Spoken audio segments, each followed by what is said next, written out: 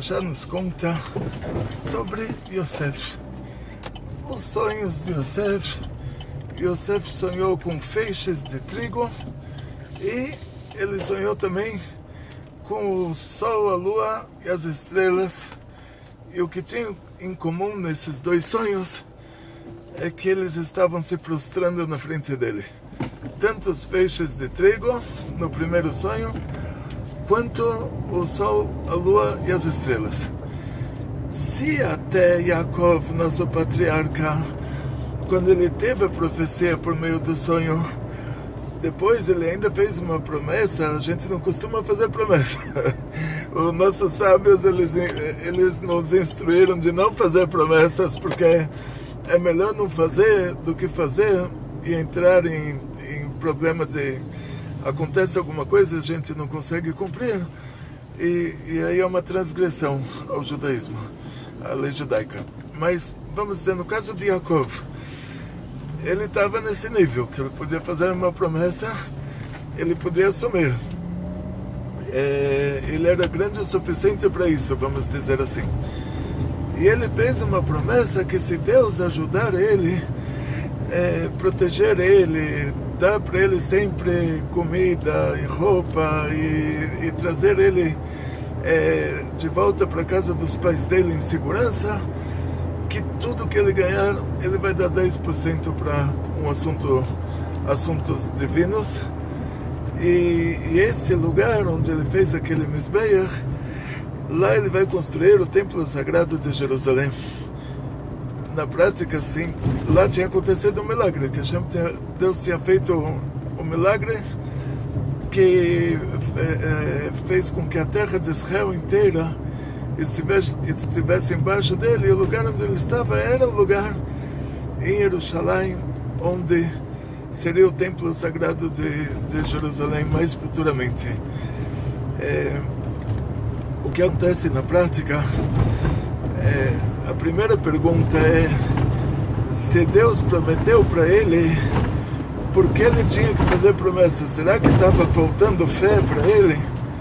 Não estava faltando fé.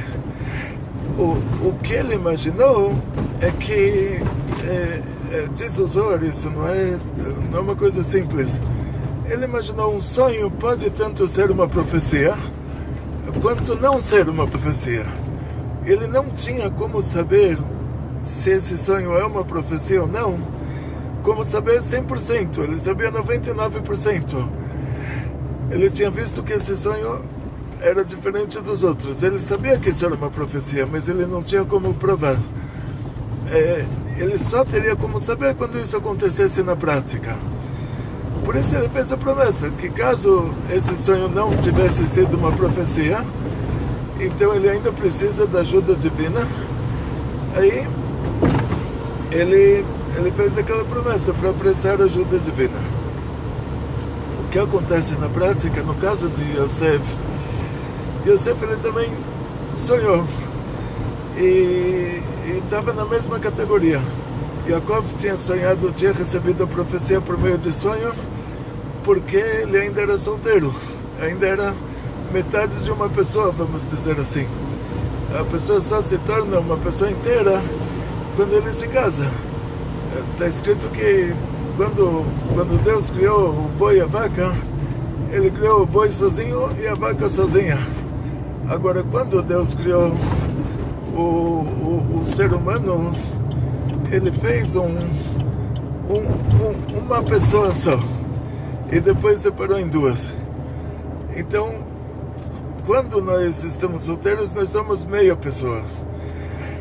Por causa disso, a profecia de Yaakov foi só por meio de sonho, que é o nível mais baixo, que é o nível de Sefirat HaMalchut. No caso de Yosef também. Então Yosef também não tinha como saber 100% que isso era uma profecia. E outra, que ele sonhou com trigo e depois com o sol, a lua e as estrelas. Então por que os dois sonhos não foram iguais? Porque ele não sonhou duas vezes com feixes de trigo ou duas vezes com o sol, a lua e as estrelas? Porque isso estava representando para ele duas fases na vida dele.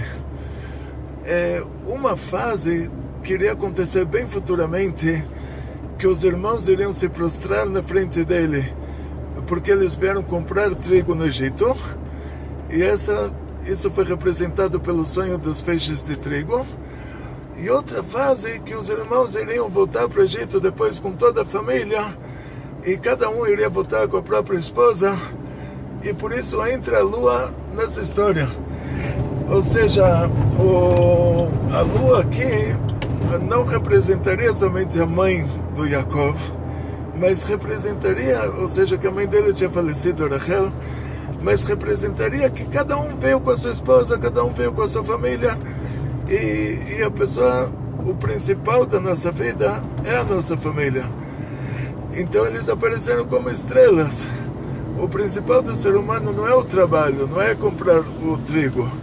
O principal do ser humano é a família. Então, quando eles apareceram por motivos de trabalho, eles vieram sozinhos para o Egito para comprar trigo, eles são representados pelos feixes de trigo. É um nível vegetal. Então, vamos dizer assim. Agora, quando eles voltam com as famílias, com a esposa, com as crianças, aí eles são representados pela luz celestial. Assim, seria a representação mais elevada. Se a gente quisesse comparar, alguém hoje dizem, você quer dizer que alguém é muito grande, você fala, olha, ele é uma estrelinha. Aqui em São Paulo se fala assim, não sei como se fala nos outros países de língua portuguesa, na Timor-Leste, na Guiné-Bissau, no Moçambique, na Angola, não sei como se fala. Em Macau, outros países de língua portuguesa, não sei como se fala, mas aqui, se você chama alguém de estrela, ou seja, uma pessoa muito famosa, você fala que ela é uma estrela. Mas, sem entrar nesse detalhe, a representação de Sol, Lua e estrelas é uma representação bem... Tá dizendo, olha, o máximo que eu poderia dizer de grandeza em relação a alguém é comparar ele ao Sol, a Lua e as estrelas, vamos dizer assim. E isso demonstra a fase que os irmãos vêm com as famílias, cada um com a esposa, que é a Lua. Por que a esposa é comparada à Lua? Porque ela recebe do Sol. O marido é comparado ao Sol, que ele é uma espia, ele dá, a esposa recebe, e as crianças são as estrelinhas. Desculpa aí a iluminação, entramos num túnel da 9 de julho, agora entre o Bom Retiro e o Centro da Cultura Judaica, no Butantã. Butantã é um lugar muito grande, mas assim, quando a gente fala a palavra Butantã aqui em São Paulo, lá tem um cemitério judaico também, cemitério judaico antigo, né? Agora tem no Imbu. Então, o lugar onde fica o nosso Centro da Cultura Judaica se chama Instituto Previdência, o bairro dentro do subdistrito do Butantã. Então vamos chamar isso de Providência Divina, indo do Bom Retiro para o bairro da Providência Divina. Voltando para o nosso assunto, terminou comercial. Aí, quando a gente fala sobre essa representação de Sol, Lua e estrelas, isso já é o final da história. O erro que Yosef fez, o erro da ostentação, ele fez um erro de avaliação.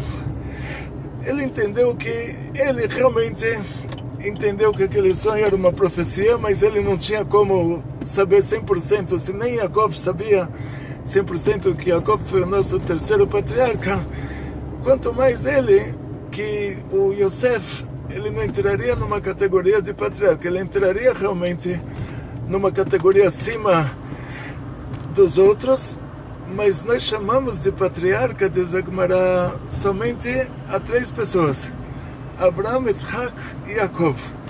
Nós chamamos de matriarcas somente a Sarah, Rivka, Rachel e Leah. Mesmo que o nosso povo teve outras 2 mulheres, a Bilá e a Zilpá, que elas deram origem também, cada uma, a 2 crianças nessas 12 tribos, entre os 12 filhos de Jacob. Mesmo assim, elas eram as escravas das matriarcas. Então elas são incluídas dentro do nome da matriarca. Tipo, a matriarca, ela teve os filhos, ela teve a escrava que teve os filhos, então os filhos são dela. Assim no conceito da Torá, em relação à situação delas. Então o Yosef, ele não entra como patriarca do nosso povo. E futuramente o Yosef vai dar origem a 2 tribos, que são Efraim e Menashe. E essas 2 tribos hoje em dia se encontram perdidas. São 2 tribos perdidas. No futuro nós vamos saber quem eles são, se são a Malásia, a Indonésia, a Afeganistão. Isso a gente não sabe, tem muita especulação, muita especulação, mas nada na prática. A Malásia, eles se chamam de Malai quer dizer o povo de cima, e eles não tem como provar de cima de onde eles vieram. E sendo que Jerusalém, terra de Israel, no nosso planisfério, no nosso globo, o Bet HaMikdash é o lugar mais para cima. A terra de Israel, já você desce do Bet HaMikdash para Israel, você desce de Israel para fora de Israel. Então isso que eles se chamam Malai. Aí tem gente que diz que, olha, tá vendo, eles desceram de Israel para Malásia.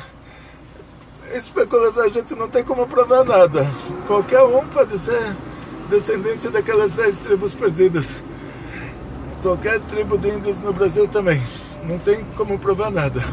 Só que, novamente, então o Yosef, nosso patriarca, com certeza ele não é, porque quem está aqui hoje de povo de Israel são pessoas que sobreviveram do exílio da Judeia, que era a tribo de Judá, Benjamim, um pouquinho dos Coanim, um pouquinho de tribo de Levi. E então, quer dizer, do Yosef não chegou até nós no momento. Vai chegar quando o Mashiach chegar e ele trazer de volta as 10 tribos perdidas, aí os descendentes do Yosef vão voltar. Mas voltando em relação ao sonho dele, então ele sonhou uma coisa que iria acontecer no futuro. Quer dizer, no futuro teriam 2 fases. Teria uma fase que os irmãos se prostrariam na frente dele por causa da compra do trigo, e outra fase que eles se prostrariam na frente dele quando eles vieram morar no Egito. E o erro de avaliação dele foi que ele já fez propaganda disso, ele fez uma ostentação. E sendo que todo esse assunto do exílio, ele estava ligado à profecia que o próprio Abraão, nosso patriarca, recebeu por meio de um sonho também, por causa que mesmo ele já estando casado, ele ainda não tinha o Brit Milá, não tinha feito a circuncisão. E naquela ocasião, que é chamada de Brit Ben Abutarim, que Deus fez com ele um pacto, um acordo, como os países antigos faziam, cortando animais em 2 metades e os 2 reis passando no meio. E naquele momento Deus fez ele ter um sono profundo e revelou para ele, por meio do sonho, dessa profecia de nível de Malchut, o nome de Kel Shakai, que a gente chama sempre para não falar o nome de Deus em vão. E Deus revelou para ele que Ger Yezaracha Be'eretz Lalaim, quer dizer, os seus descendentes, eles vão ser estrangeiros numa terra que não é deles, e Veinu então vão afligir eles 400 Shana, 400 anos.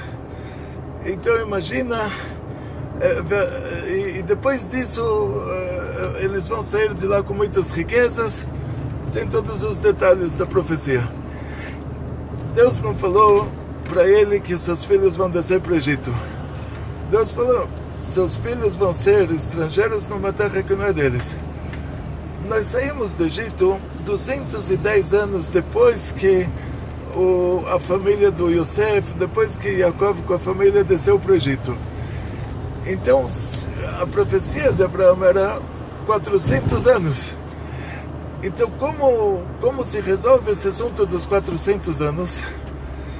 Dizem nossos sábios, na hora que Sodoma e Gomorra foi destruída, que Abraão ele se mudou para Agrar, que era a Filisteia, a terra dos filisteus, então ele já está numa terra que não é dele, e sendo que a profecia era que os seus descendentes eles vão estar numa terra que não era deles, e o Yitzhak ele nasceu em Gerar, ele nasceu na terra dos filisteus, então por causa disso a profecia começa a acontecer naquela hora.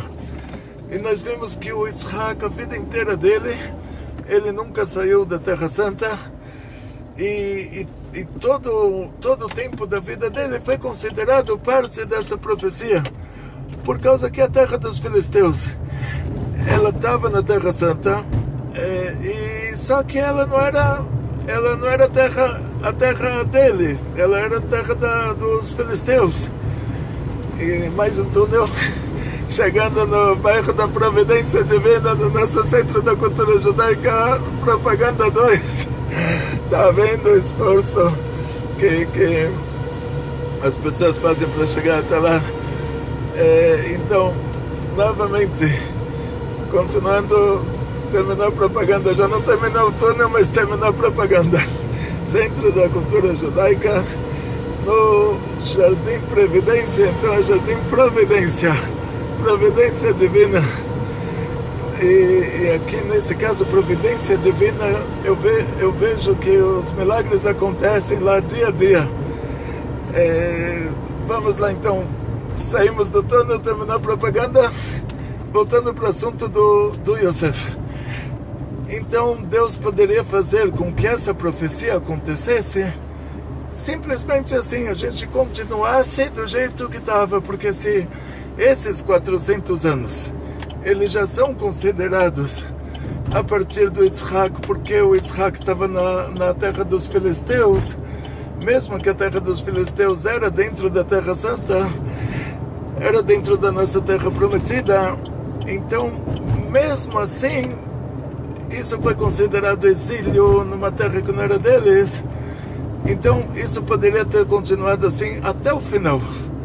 Não precisaríamos descer ao Egito, não precisaríamos sofrer, não precisaríamos sair do Egito. Tudo isso se não tivesse acontecido os seguintes fatores. O Yosef ele fazer a ostentação, o Yaakov Avinu também ter feito um erro de avaliação como o Yosef, e ter comprado uma túnica para Yosef, ele ter demonstrado que Yosef é o sucessor dele. Ele tinha 12 filhos, um deles iria ser o filho do rei, é o rei. E ele já demonstrou que Yosef vai ser se tivéssemos 4 patriarcas que não tivemos, Yosef seria o 4º, vamos dizer assim. Então, por causa disso, por causa do erro de avaliação de Yosef, que ele começou já a se exibir antes da hora, e por causa do erro de avaliação de Yaakov, que ele deu uma importância para o Yosef na frente dos outros irmãos, então por causa disso a gente desceu para o Egito, por causa disso a gente sofreu, por causa disso tudo aconteceu, tudo de ruim aconteceu por causa disso. Senão, a gente poderia passar a vida numa boa. Então não adianta a pessoa falar, eu estou sofrendo porque foi decretado para mim que eu vou sofrer. Foi decretado para você que você vai sofrer, mas tem 100 maneiras de você sofrer. Pode ser considerado que o fato de... foi considerado o fato de Yitzhak ter nascido na Filisteia, que a gente não vê que Yitzhak sofreu nada, mas isso já foi considerado exílio porque ele estava numa terra que não era dele, e dessa mesma maneira isso acontece com cada um de nós. Cada um de nós, o que está decretado para a gente sofrer não precisa ser sentar no formigueiro. O que está decretado, Deus pode fazer isso de uma maneira que é considerada como se fosse, como no caso do Yitzhak, que ele nasceu em Gerar, ou pode ser de uma maneira que é mais do que precisava, como no caso do exílio no Egito. E tudo vai depender de nós. O erro do Yosef foi se exibir. O erro dos irmãos dele foi ficarem com inveja dele. Cada um fez um erro. Yosef, ele não devia ter se exibido. Os irmãos, eles não deviam ter feito o que eles fizeram. Todo mundo errou. Os irmãos erraram mais, o Yosef errou menos, todo mundo errou. Agora, o que acontece? Qual é o problema aqui? Que não tinha chegado a hora de tudo acontecer. Porque quando chegou a hora, quando Yosef se revelou para os irmãos dele no Egito, que ele, a gente vai estudar isso na Parashá mais para frente, que lá ele era o rei na prática, porque até o ponto de o faraó falar para o povo, tudo que Yosef falar para vocês, vocês façam. Quer dizer, o faraó, ele deu para Yosef uma autonomia que não tinha nem como. Quando a gente fala sobre o nível de autonomia que Yosef tinha, no começo o faraó falou para ele: só o trono vai estar acima de você. Mas na hora que tentaram fazer isso na prática, falaram pro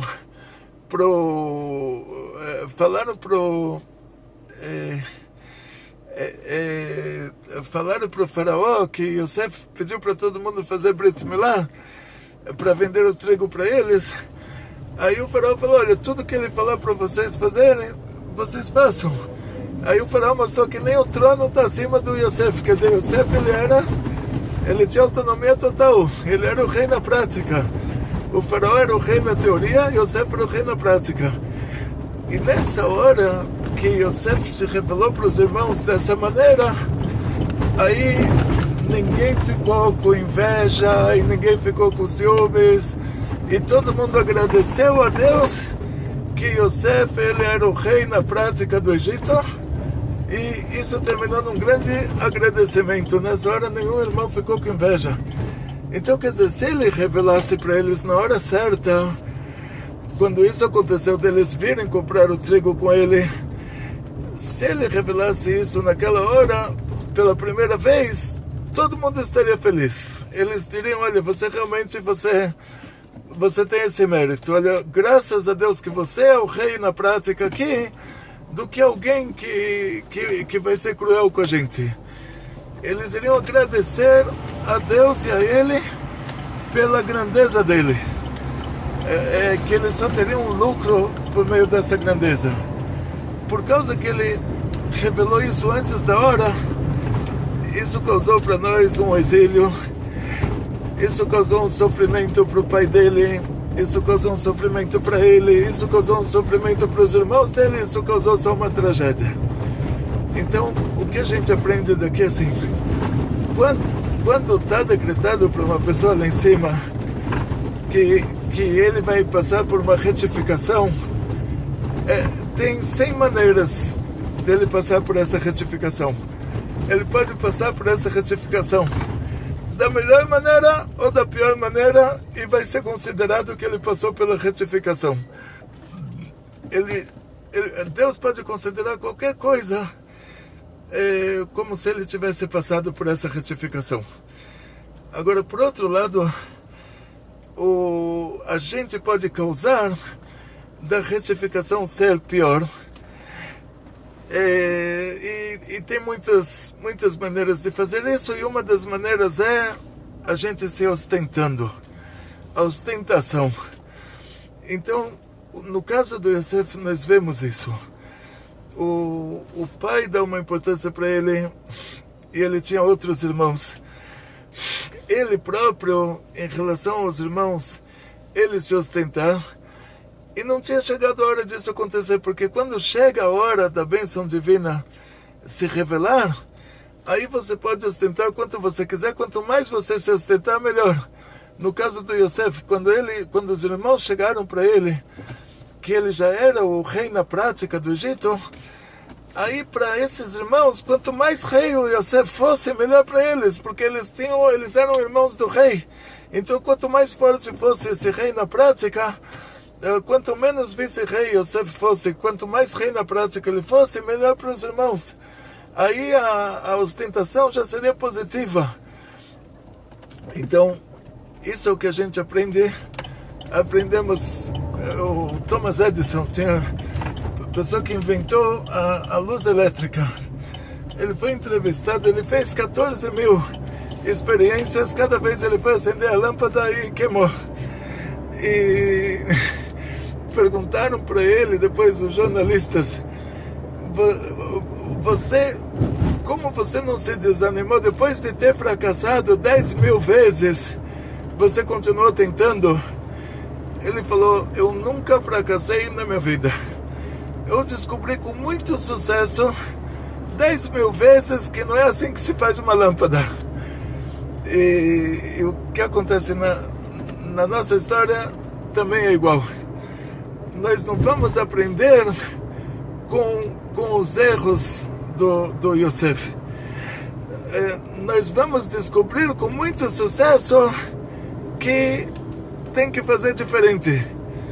Ou seja, quando o negócio ainda está em formação, quando a mulher somente engravidou, ela ainda não vai ostentar, ela ainda não publica.